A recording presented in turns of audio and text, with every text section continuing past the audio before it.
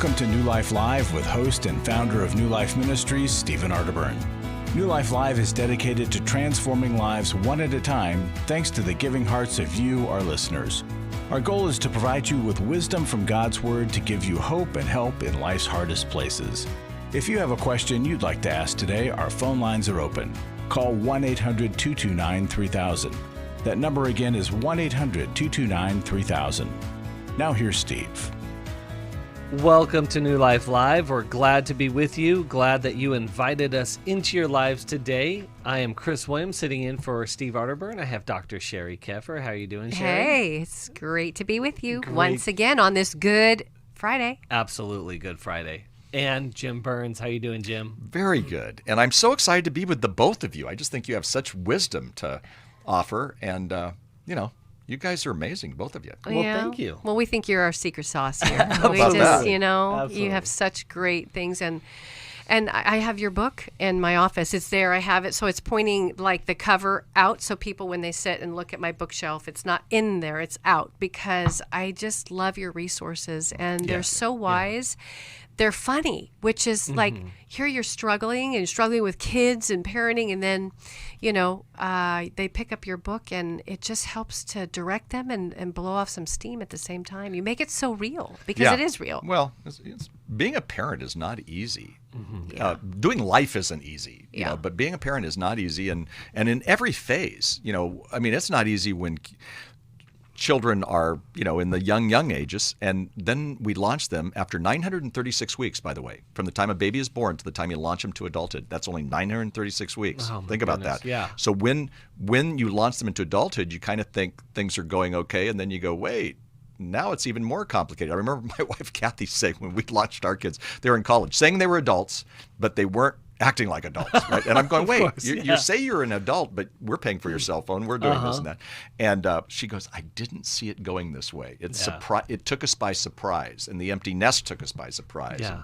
And, every phase is interesting. Well, and speaking of surprise, one of the things about Good Friday is that we have the advantage of being on this side of history. Oftentimes when I'm reading the Bible, what I like to do is come at it with amnesia, meaning that, what would it be like if I didn't know how this thing went down? Oh, wow. And so forget everything you know and just get into the story of itself.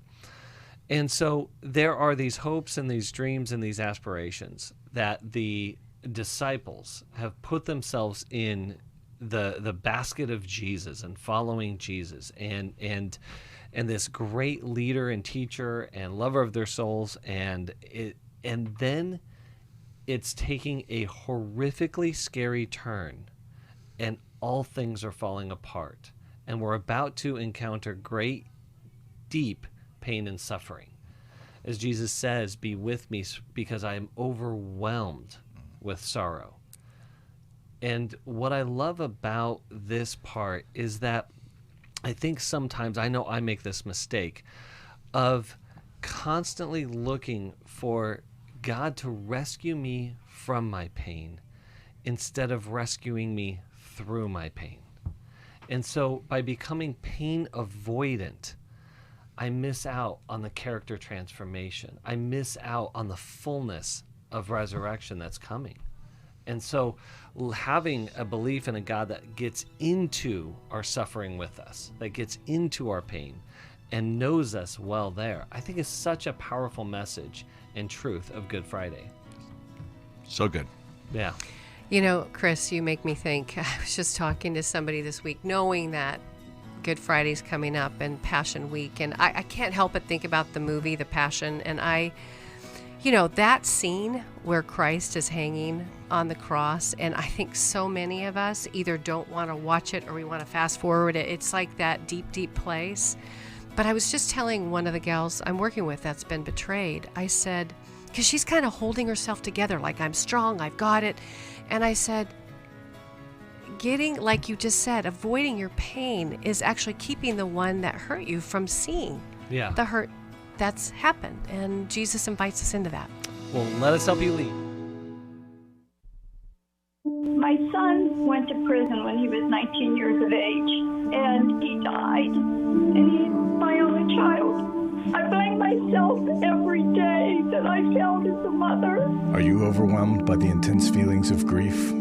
You're not alone. We do think that we can handle all the stuff because it just kind of accumulates over time. And you've had repeated losses. The New Life Transforming Grief online workshop is Saturday, May 7th. You'll get tools to help you understand and process your grief and a community to travel through the valley with you. Let New Life help you process your loss, begin a journey of acceptance, and learn how to extend the comfort you've received to help others grieve and rebuild their lives too. To register or to find out more, call 1-800-NEW-LIFE, 1-800-639-5433, or online at newlife.com. 1-800-NEW-LIFE.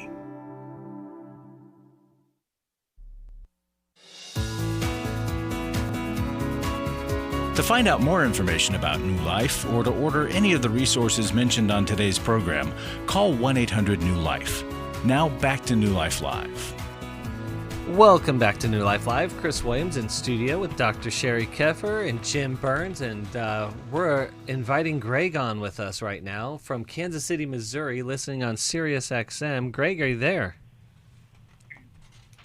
Yes, Chris, I'm here. Excellent. Talk to us, man. What do you have going on today?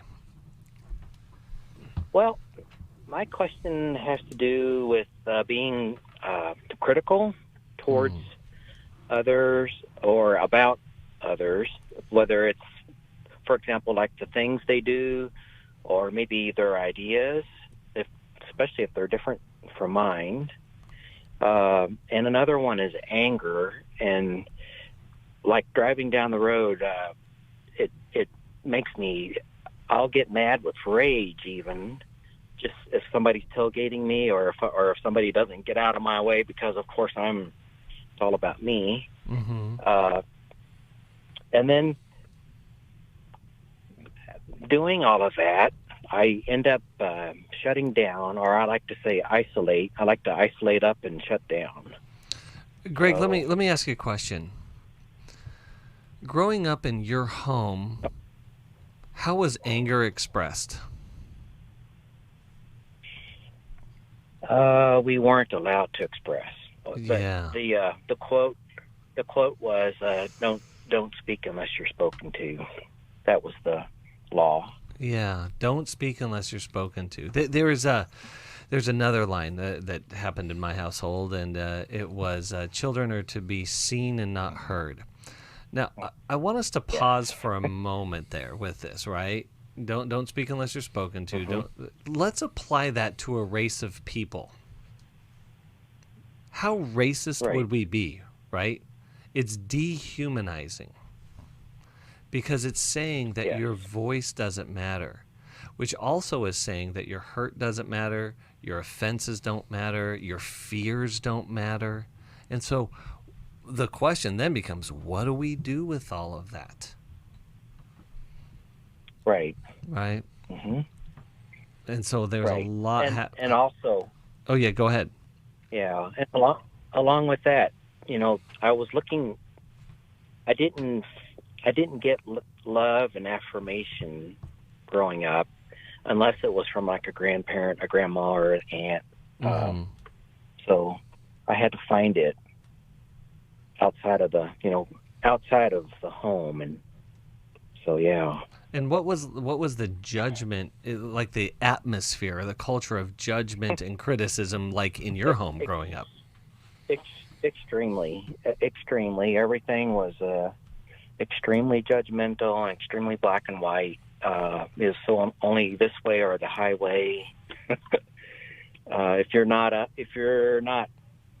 then you're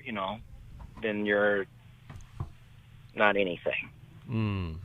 Yeah. So. Hey, Greg, I've got good news for you. I'm Jim here, and I came from a family that was somewhat dysfunctional, and I didn't know how to communicate, and sometimes I would stuff, and then I'd get angry at something. And one of my mentors, his name is Neil Clark Warren. You might have heard of him. He started eharmony.com. What people don't know is he's a wonderful Christian and a great marriage expert. And one day I was in his office because I was doing some work with him, and he said, Jim, communication is a learned trait. And so you don't have to blame your parents, and you you can relearn things.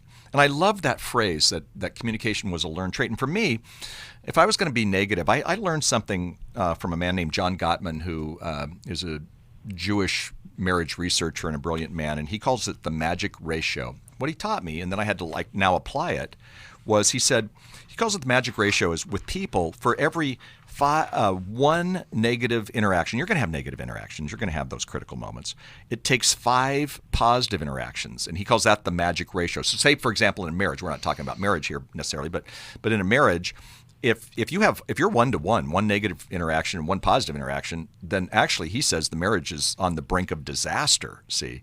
And so again, what it means is, learning how to communicate more effectively and putting some energy in. The good news is there's good books, there's good people who can teach you how to communicate. And frankly, you may have to start with that anger that you're talking about, because anger is a secondary emotion. So when you're angry at that person who cut you off, what was that all about? Was it about the car, or was it about something that you're dealing with in your own life?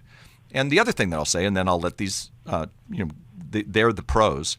But what I would say also is that constant criticism, even if it's true, doesn't work. Okay. And so, your parents might have tried to shame-base you. We call it shame-based parenting. And then, if, it didn't work for you, but we're now going to do it with our own kids for some reason. Why do we do this? What is that? Our parents did it to us, and now we're in desperate need, and so we do it. Right. And so sometimes we just go critical because that's the lazy one's way to do that. But criticism constantly is not going to work. It's called nagging or worse. And, so I threw a bunch of stuff at you right there, but part of it is I wanted to show you that, no, there's things we can learn. For Kathy and I, after we got married, that's when we had to learn, and I've been married 47 years, but we had to learn how do we communicate clearly, because we honestly didn't know how to communicate. We did imitate our parents in some, ways that weren't so good, but we didn't know what to do. And so we had to find mentors and coaches and counselors and books, and we found them through books, and we found them through seminars and things, actually, frankly, that New Life offers that could help us become better communicators and deal with any of those issues that were more important than the secondary issue of anger. And I wonder, Greg, it's heartbreaking to hear the environment that you grew up in, right? You were talking about how you tend to isolate now and shut down. And I think even as a little guy, I think that's how you tried to cope with the not being understood, not being seen, not being heard, not being invested in, like not having them get really curious about what you thought. And so our world gets really small. And this is what I see, and I don't know if this is your story, Greg, but I think when we grow up in homes like that, and I think there's a lot of genetics in homes like that. There's a part of the brain, I know this is from working with Dr. Daniel Amen. He's been such a great person on the show, but there's a part of the brain called the cingulate gyrus. And this part of the brain tends to worry, it holds on to hurt, it can be oppositional, argumentative, it can be inflexible, it's responsible for some road rage, addictions fall into this category. And if you grew up in a family where the cingulate gyrus was in your parents' brains, just like your nose and your elbows and your knees, you have a similar brain. But these brains didn't get loved. The hearts of the person didn't get really loved. And so what happens is that person goes dark. They get overwhelmed and they numb out. They can numb out through food. They can numb out through porn. They can numb out through video games. Their world can get very small because that numbing addiction is the thing that their brain thinks is going to give them relief. But what that does, my friend, is it only makes your life smaller, because then you start shaming yourself. Then you start criticizing yourself. Then you start speaking ill about yourself. And if we are self-criticizing, it's going to leak out in a way of criticizing to others. We're going to live in judgment as a wall instead of being vulnerable and coming out and being and being emotionally free to share what's really going on. So I would get really curious about what you've done over the years to try to numb out that pain that's in your heart. Does any of that make sense? Yeah, you described me to the T. Yeah. Yes. So Because I have dealt with depression and alcoholism and workism. Yeah. yeah. I get and become very judgmental, and I'm an expert at beating myself up. Oh, yeah. man. And so, Greg, when you grow up in the environment that you grow up in, there is a message that shame uses against you. And it is, you don't matter. And it turns into, I don't matter. So when that person cuts you off on the road, it's not some person who inadvertently made a mistake, or maybe that person is a bad driver, or maybe they are rude. We have no idea. But the message you hear is that you don't matter. And then you can feel the rage. Because I don't matter is now a pair of glasses that you're wearing in which you interpret yourself through the world. It's looking for an excuse all the time. And so when we grow up in shame-based environments, we adopt a core shame message. And I believe that that's probably yours, is that you don't matter. And so the antidote to shame is grace. And it feels like, in fact, I'm going to encourage you to do this. I want you to go up on YouTube, and I want you to look up a video called Backwards Bicycle. And so this video will show that, like, we usually, when we turn the handlebars, the direction of to go right, it goes right, and left, it goes left. This bicycle does the opposite of that. And it shows how difficult people have with trying to ride a backwards bicycle. Sometimes that's what it feels like when we're moving from a shame-based to a grace-based culture and a grace-based. But let me give you a hint and a direction. Grace starts with acceptance. I mean radical acceptance. Now let me give some warnings here. Acceptance doesn't mean that you agree with it. Acceptance doesn't mean you like it. Acceptance just says it is and is. And I have to deal with it. And that's where grace begins. And so... And I want to share one more, go for one it. more G word that I think is the antidote, in addition to Chris's. I think it has to do with group. Yes. It's getting grace in a group. Have you ever gone to AA and just spent time? Yes. Okay. Are you going now? No, because I look for they smoke outside the building, and then so this is my critical thinking and my judgment. I don't want to be around them while they're smoking, so then I don't go. But So- yes, I love AA. So for guess, what they do and what they do for me. do you know what's I love talking right now? Your cingulate gyrus. That's your brain. No, I'm serious. It's not your heart. Do you know that cingulate gyrus is keeping you from getting the antidote? If you had a disease and I were to tell you, hey, Greg, you're going to get healed right past those doors. But there were some people outside the hospital that were smoking, and they happened to be wearing doctors' and nurses' outfits. And your brain went, no, I can't really trust those people. Your brain is going to try to stop you from getting the very thing you need, my friend. And your heart, your little boy inside of you needs you to take your heart and bravely walk through those doors and get into that circle of other people so that you can begin to wrestle with what it feels like to be loved and accepted for you. Yeah. Right. And when we get that, when we start experiencing those deeper levels of grace, we really do start to understand the term, but there for the grace of God go I, right? Like we can say that people have some unsavory behaviors going on, right? Me too. Right. And I'm seeking a solution, and there's grace for that. Right. And so, Greg, I really do desire a deep, deep healing for your heart that will happen through true love. And true love is not love for the good things in our life, the gifts and the talents and the abilities. That's admiration. That's not love. Love is when we're loved for the hard and painful parts of our life, the parts of our life that need it the most. So we're going to send you the Emotional Freedom Workbook that's going to help you in that journey. I want to encourage you, as much as humanly possible, sign up for our Emotional Freedom Workshop. It's going to open up this world for you and move you to that next step. It's going to be a profound doorway to move out of anger and frustration and fear and into freedom, love, and grace. Greg, thank you so much for calling in today. And we're going to be right back after this. Again, if you need emotional freedom, sign up today, 1-800-NEW-LIFE.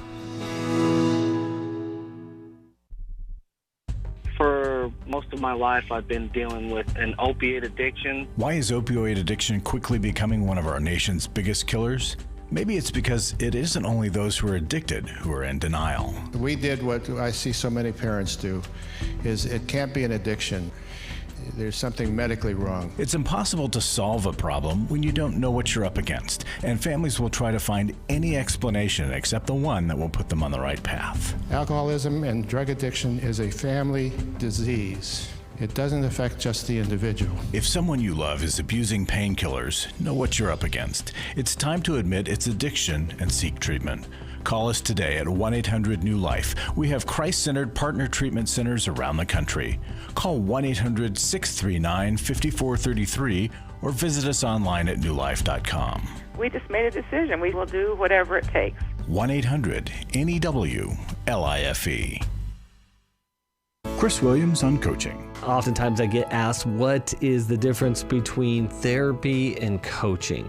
The biggest difference between the two is that a therapist is going to be looking for a diagnosable mental health condition, whereas a coach is going to look at a particular issue and help a person work through that. If you need a coach, call New Life today and ask about the New Life Coaching Network. Our coaches have been trained and screened with the same intensive process we use for our network counselors. If you're looking at an issue in your life that you just kind of want to change, whether it be your weight or leadership or other areas of behavioral patterns, check out coaching. There can be some really, really helpful things for you. Take control of your life and take action to achieve your goals. Call 1-800-NEW-LIFE. That's 1-800-639-5433 and talk to us about getting a New Life coach.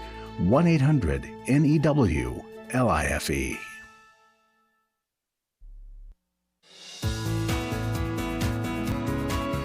We'd love to hear from you. If you have a question or a comment, call toll-free 1-800-229-3000.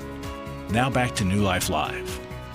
Welcome back to New Life Live. Chris Williams, Dr. Sherry Keffer, Jim Burns. If you give any amount in April, we're going to send you a copy of the Heart Handbook, Your Guide to Getting the Basics of Love by Dr. Laura Mangan McDonald. And I've been able to spend some time with Laura. She is a just storehouse of wisdom that combines that rare combination of great intelligence and a big loving heart. And so this book can really, really, again, open up your heart, but also begin to align your heart towards the love of God. So give to us, and we will send that gift your way.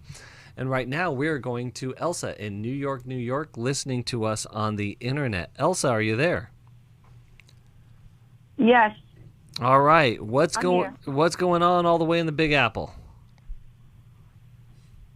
Oh, my daughter, who was the age of 14, has been molested by my brother-in-law and also made sexual attack after that of me, and he molested his daughter too. So my question is, I've been praying. We have been going for a therapy and counseling, me and my daughter, to move on because we've confronted him. We went to his house after my daughter revealed to us when she was already in college, and because she couldn't tell us because of the threats and all that stuff that he does. So she just handled it herself. Finally, when she went to college, her professors were able to help her. And so when we went to his house, confronted him, my daughter said, "Look at me in the eyes. This is what you did. I want you to apologize." he never did apologize. What he said is he was crying and he ran away. He said that he had a hard life, and that was the end of it. So that was it. And it's so chaotic that we have been doing counseling and therapy, and lately I've been praying because I know that, especially at this Lenten season, that forgiveness. Mm-hmm. So I just want to free myself for that anger and hatred, even though it's very hard. It's so painful. And so I've been praying to God for forgiveness, for his forgiveness, and for me to give that forgiveness. Yeah. So, but how can is there a question for us? How can we help you? The thing is, he passed away. I was able to say on the phone to him when he was on a comatose. He was on life support. I told my sister, "Can you please put the phone on his ears?" And so I told him, "I forgive you. I release you. And I leave it all to God. I surrender to God. I leave it all to God because I don't know what to do." So that's all I said to him. And then they disconnected him. So now my question is, attending the funeral or the viewing, it's like bothering me, and because he hurt me and my daughter, and not attending is like not helping my sister or not supporting her. My daughter said, "We can support your sister." Yeah. So Elsa, let me jump in here, okay? Because for time reasons. So what's the question for us? How can I get rid of that guilt or feeling that if I don't go, because that's what I felt that I wanted to do. So if you don't attend the viewing or the funeral, there's a sense of guilt that maybe you aren't supporting your sister. Is that correct? Right, and also that I already said I forgive you to him, and I'm not going to his funeral. Okay, so. Yeah, so is the forgiveness real? That sort of thing. Yeah.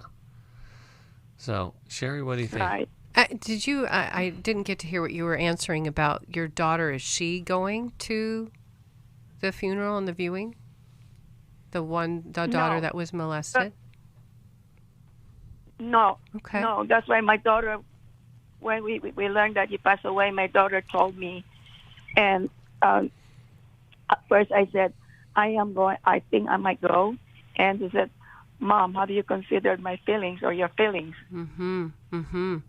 It's so complicated because I think, and especially, and forgive me if I'm wrong, it sound like you're in the Latin culture, right? Kind of Hispanic or, what is your culture? What's your national? What is it? Asian. Okay, Oh, thank you. So in your Asian, it's the same thing. There's like rules and guidelines around honoring people and honoring people at events like this. It's almost unacceptable to not go. And there's a lot of pressure culturally as far as attending. But I think what your daughter is doing is I think she's doing the harder thing. I think your daughter is really having to ask herself a question. Can I go? And can I go with integrity in my heart? Can I go and honor his life? I mean, he hurt me. He molested her, didn't own it. And so she's kind of making a stand. And her stand is okay. Mm-hmm. It's okay for her to not go. Mm-hmm. And so you're wrestling with being caught in the middle. Do I not go and then have my daughter feel like I support her and all the pain that she went through? Or do I go and honor my sister? The question is, has anybody asked you what you want to do? That's right. Yeah. I want you to think about that on the break, and we'll be right back after a moment.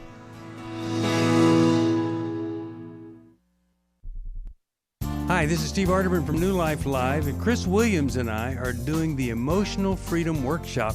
A lot of people are in, you could literally say, in bondage from past trauma that has created an emotional web that they don't understand, and it prevents them from being free. A person that loses their temper regularly is not emotionally free.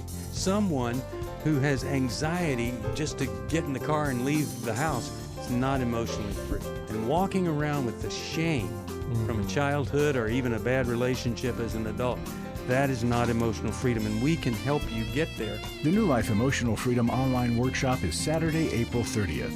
Steve ARTERBURN, Chris Williams, and Dr. Jackie Mack-Harris will present information on the power of our emotions, procrastination, guilt and shame, and more.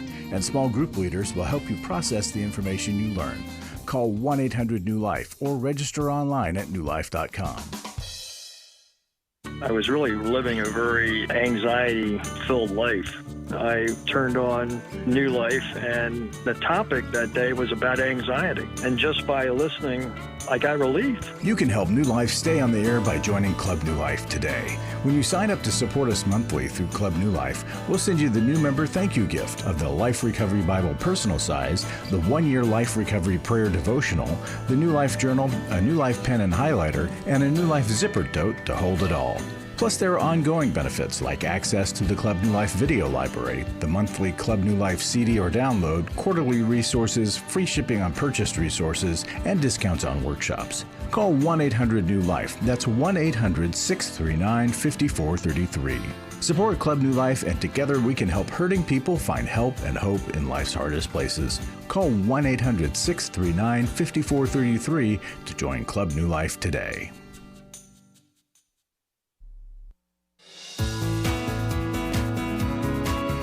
We're glad you joined us for New Life Live. To be a part of the program, call 1-800-229-3000. Now back to New Life Live. Welcome back to New Life Live. Chris Williams. I have Dr. Sherry Keffer, I have Jim Burns, and we're talking with Elsa, who has just been through and going through a very, very traumatic, complicated situation. Jim, you had some words for her. Yeah. Well, Elsa, for one thing, my heart goes out to you, and Sherry said that this is complicated, and you're in a complicated situation, partly because in so many cultures there is the honor issue, and a lot of times people will feel like if they don't honor everybody, they're not doing it right. And I used to speak quite a bit in a wonderful state, the opposite of where you're at. It's called Hawaii.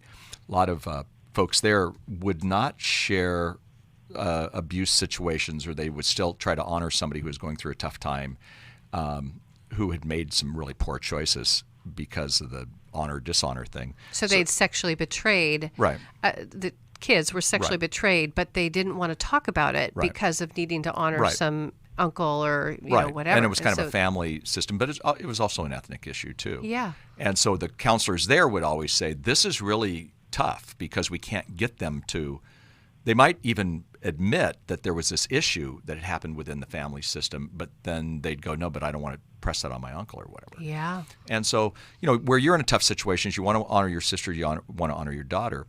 And one of the questions I have for you is, what do you want to do in this case? What do you believe for you right now? Because again, you've got a memorial service coming up. What do you want to do? In your heart of hearts, what do you think is the answer? Now, don't think about your sister right now, and actually don't think about your daughter. Think about you right now. I mean, you got to think about those two too, but what do you want to do?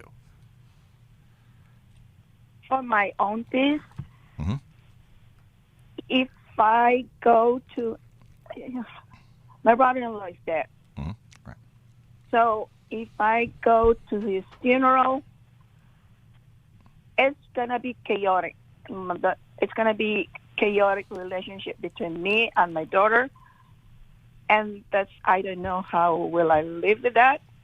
If I don't go, then I don't care what my relatives or, just like what you said, the honor system. Mm-hmm. I am more at peace or more, it's to me, it's more like chaotic, even though I'm in the middle, because he abused me too. Oh, he sexually abused you too? Okay. He made sexual advances on me So, after. so Elsa, let me jump in here, okay? This person holds certain titles. Those titles would be uncle, husband, brother-in-law. But Yes. but those titles are absolutely meaningless. He is not an uncle, because uncles don't do that. He's not a brother-in-law, because brother-in-laws don't do that. He is not a husband, because husbands don't do that. So whoever this person is, you lost him a long time ago. So Yes. I would encourage you to, like you said, if I go, I'm just in the chaos of the abuse. I'm just in the chaos of the hurt. I'm just in the chaos of the fear of the destruction. So I want you to think about very, very seriously two things. Choosing your daughter. Choosing the support of the pain of the victim, which is also choosing yourself. Now, again, oftentimes our choices come with consequences for other people. But this is the grief I believe that you're actually facing. It's not the grief of this person who was very destructive and damaging. You lost him a long time ago, and you let him go a long time ago. You're losing your sister. And that's the grief I think you need to engage in. Yeah. That's the loss that I think you need to really work through. Chris, let me ask a question though. I'm not sure she's losing her sister, because I think it's possible to protect your own heart, honor your sister, but just don't go to the memorial service, because she can still be there for her. I mean, it's possible for her sister to be going through some really tough times. She can be their sister's sister, but it's just not at that service. Yes. Yeah. So maybe helping with the food, maybe going, if there's anything, you might stick your toe in the water, maybe that viewing, not that you want to be anywhere near that, but just, if that's something to split the time, but that service is all about honoring that person. And you can't do that when he's sexually and even if you can't go, I'm not sure I could even personally, I'm not even sure I could go to the viewing. I don't think I could, but I think it's possible for me, because I feel think of if there was that kind of pain going on, then my sister would be having struggles too. Right. I mean, there were other issues. There's a story behind that story. So why not come and it happens, grief happens for a long time. So the sister's going through grief. So now it's a regular coffee date or a call, depending on where they live or whatever, a call, caring for the sister without, you can still protect your daughter and you can protect your own heart and still have a relationship with your sister. Yeah. And what I'm saying here is if the offense of not attending severs the relationship from the sister's point of view, that's what you have to learn to let go of. Yeah, and the sister's been through so much. My guess is she might say something, or there might be a divide there for a bit. Yeah. But the truth is that, 1 year from now, 3 months from now, 1 year, 6 years from now, something is going to change in that. I agree with that. You know what, Jim? You just made me think of something. I see this in a really different way. The sister, you, Elsa, and your daughter have all been sexually betrayed. Yes. All three of you. Oh, yeah, I get chills thinking about that. Yeah. All three of you have experienced sexual betrayal. She as the wife, you as a woman who was perpetrated by his sexual advances, and your daughter. And if there's any place that you guys can connect on that plane, that's where you all sit. Yeah. And that healing probably comes after the memorial service. Yeah. Can I say something? I have a good relationship with my sister, even despite of all this happening. Yep. Because we haven't stopped talking, supporting each other. Good. Good. But my daughter is saying, you can support her in other ways, but for us to be going to the funeral service is... So... Yeah, it's kind of what Jim said. It's exactly what Jim said. Your daughter, he's parroting your daughter's voice right now. Right. Yeah. So Elsa, with that said, I want you to be able to hear us. Choose your daughter, and you can support. I love that, as you're saying, there's a both and here. And so, Elsa, we're going to send you a copy of Intimate Deception, Healing the Wounds of Sexual Betrayal.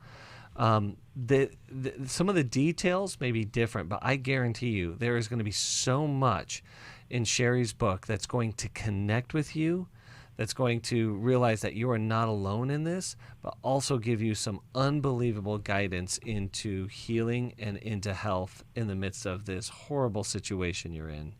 And so thank you again for calling in to us today. And thinking of healing and hope, we have Larry Sonnenberg in office, in studio today. Thank you, Chris. Larry, what do you got for us today? This is the day, folks. If you sign up today, you'll get a $100 discount, but tomorrow you won't, for Finding Freedom. So I want to encourage you to go. And it's Good Friday today. And just thinking of this in terms of your emotions.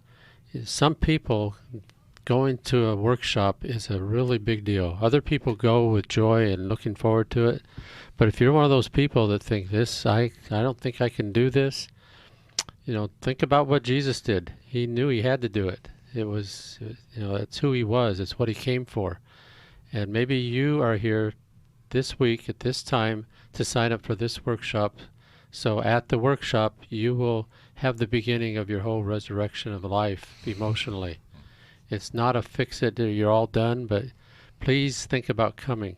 And let me read you a testimony quick. I know we're running short here.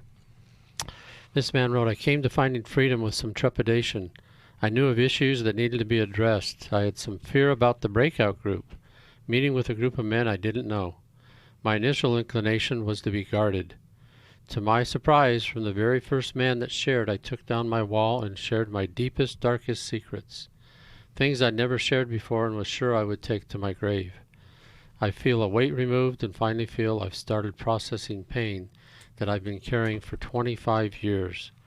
I realize how guilt and shame have affected me in my relationships. Well, it might not be the biggest, darkest secret that you need to reveal, but there's something within you that you need some help with. So give us a call, sign up. Folks, if you can support a ministry, this is the one. I'm going to always keep it in front of you so that you'll remember New Life in the midst of all the messages you get about ministries and help. There's a lot of good ministries. There's none better than what we do. So please consider making a gift to New Life. And Larry, I just want to echo that courage. That fear is keeping us stuck in so many horrific places, in so much pain and suffering.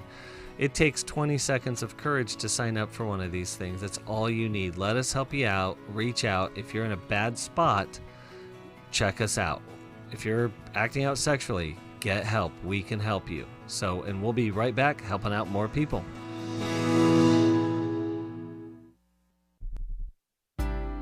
It had become very apparent that some of the things I was involved with were taking over my life. In today's world, men are barraged with inappropriate content and images all day, every day. Some say that certain behaviors are just no big deal. It's just part of being a guy.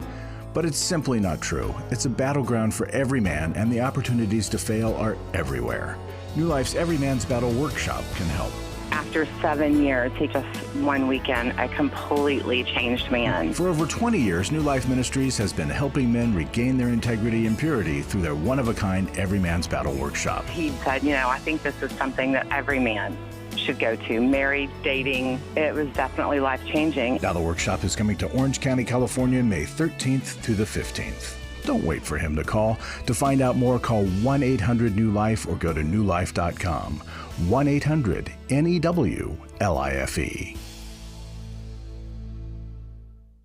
Hi, this is Steve ARTERBURN, and for 30 years, New Life has been the most trusted name in Christian counseling. Your ministry has saved my life. If you struggle with emotional hurt, family or marriage problems, the pit of depression, or the pain of addictions, we can help. I'm down 100 pounds now from what I was. You guys are awesome. You're a blessing to America. Our treatment programs provide clinically appropriate solutions from licensed professionals, all in the biblical framework. I have had problems with alcohol. I think God has ordained this place to be His. You don't have to be a prisoner of your pain. Help is available at 1-800-NEW-LIFE. She tells me that I'm a new man, and I feel like a new man. It worked for me, and it can work for them too. This time it is different. If you're ready to take the first step toward genuine spiritual and emotional healing, please call us today at 1-800-NEW-LIFE. God can open the door to a better tomorrow right now. call 1-800-NEW-LIFE. That's 1-800-639-5433. To find out more information about New Life or to order any of the resources mentioned on today's program, call 1-800-NEW-LIFE. Now back to New Life Live. Welcome back to New Life Live, and we're heading into our last and final segment here, and so we're going to go straight to the phones. Can I just say one thing? Yes. Diane, okay, Greg, we love you.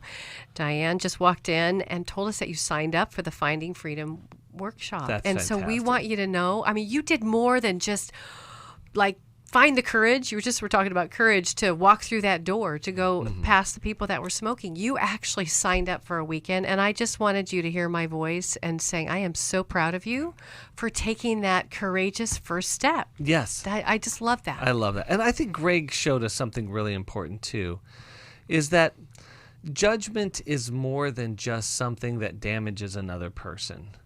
Judgment keeps us trapped in our own stuckness. Yeah, it's in true. our own pain and our own suffering. And so again, let's get into acceptance and let's take it all the way to grace. And so let's do that with Mike in Twin Falls, Idaho, listening on Sirius XM. Mike, are you there? I am, sir. How are all of you today? We're well. We're very well. How can we help you out? Well, my problem is a good problem, and as I told your screener, I'm kind of sitting here with the deer in the headlight look, if you can picture that. My wife and I just started attending a church about 8 weeks ago. We love this place. It's a small church, small congregation. COVID really did a number on this church with the lockdowns and so on, and so they have no music ministry. They're doing their worship, their praise and worship through YouTube songs and so on, right? Yeah. So I come along here, and I do a lot of songwriting. I'm a musician, and now the pastor is kind of looking at me to see if I can start up a music ministry band for the church. And I'm like, I'm not sure how to do this. And so I wanted to get your perspective. Your screener said Jim had sung in church before and so on. And maybe we can get him to sing. We can get you guys to do a duet. Been doing a lot of praying about it. I've been up there myself, with my guitar and playing and so on. But they want to get something a little different, something, a few more musicians in there to fill up the music type thing. And I don't know a lot of people because what I do for a living is I truck. I truck between Alberta and Idaho, and so my social circle of musicians is not a lot. And I know, where there is no way, God will make a way.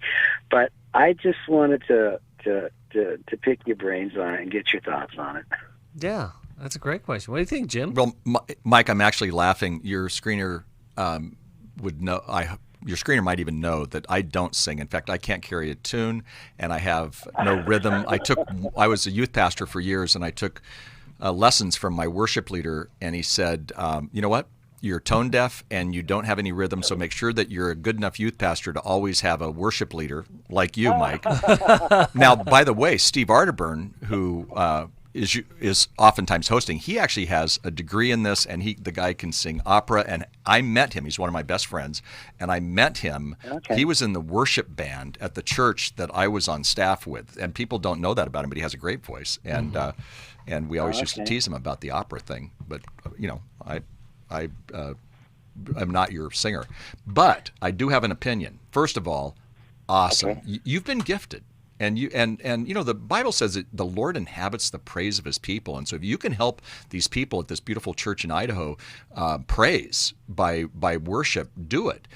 One of the things that I find is that sometimes even in small churches, there's somebody that goes, you know what, I sang in the choir when I was young, or I did this or that. They don't have to be perfect. In a smaller church, you're not buying these people, and you're not paying them for something. But you know what? If they like to sing and they can carry a tune, bring them in and develop a worship band.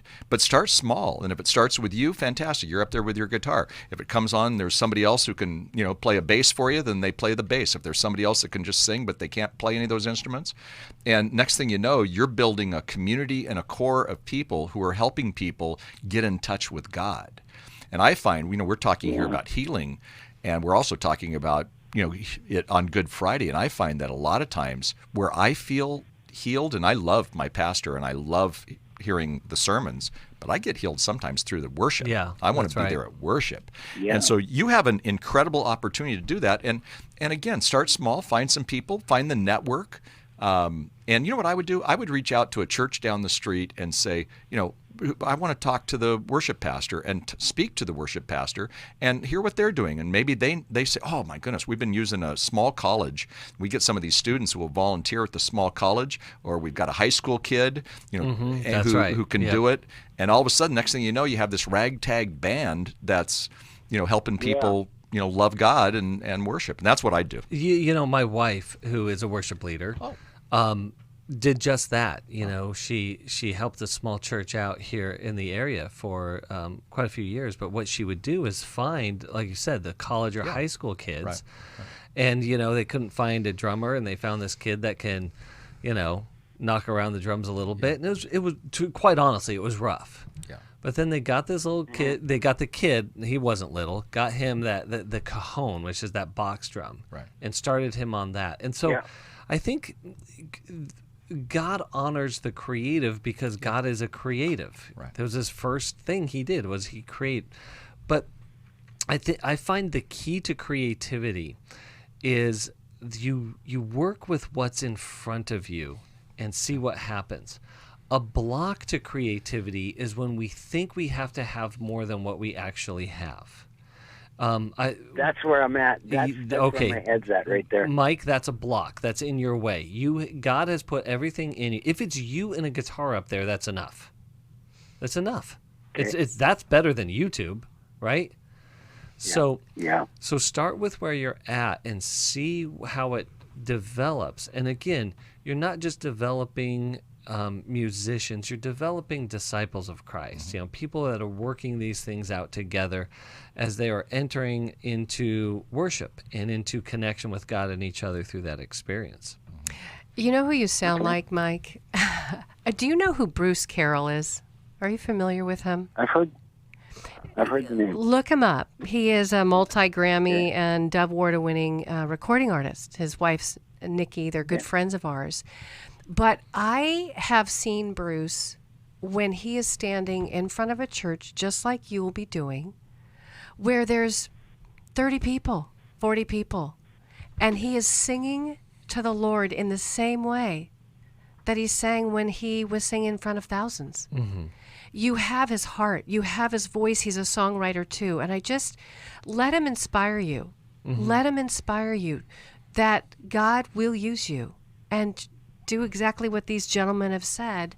But you sound like him. You know how it is when you meet somebody else, like, Mike, you sound just like Bruce Carroll. And I think you have that it factor. Just God's going to take it and use it. Well, on that, each movement, musical kind of genre. I have a neighbor who is deep into the hip hop world, and I've actually, worked with in that industry with some consulting. And I love hearing about the origins of rap and hip hop. Yeah, it's just that the musical instruments that were available to everyone else were not available to the black kid in the poorer areas of our country.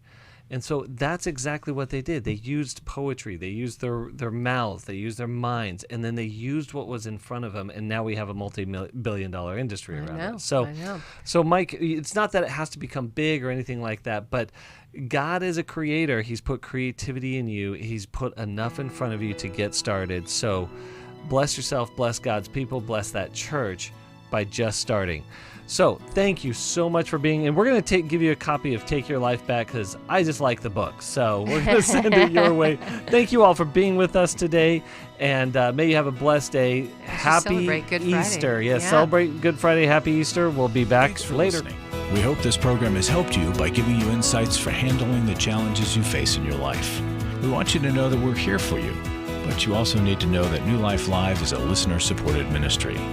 To make your donation or to get any of the resources mentioned on today's program, call 1-800-NEW-LIFE. That's 1-800-639-5433, or write to us at New Life Ministries, P.O. Box 1029, Lake Forest, California, 92609. Please join us again on Monday for New Life Live.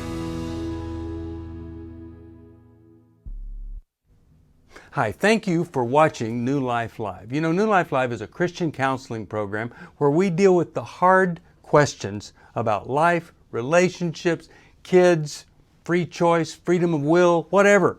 It's all right there on New Life Live every day, every weekday, 1 p.m. Eastern, 10 a.m. Pacific. If you want to call into the live broadcast, you can find the schedule on newlife.com or click the social media link right below. You can see every episode of New Life Live on the New Life YouTube channel. Watch it with a friend, watch it later. Be sure to subscribe and hit that bell so you'll never miss another episode. So if you want to listen on the go, download the app. The link is right below. And I hope if you need some information, if you want to get some help, you'll call us at 1-800-NEW-LIFE. And I'll see you next time.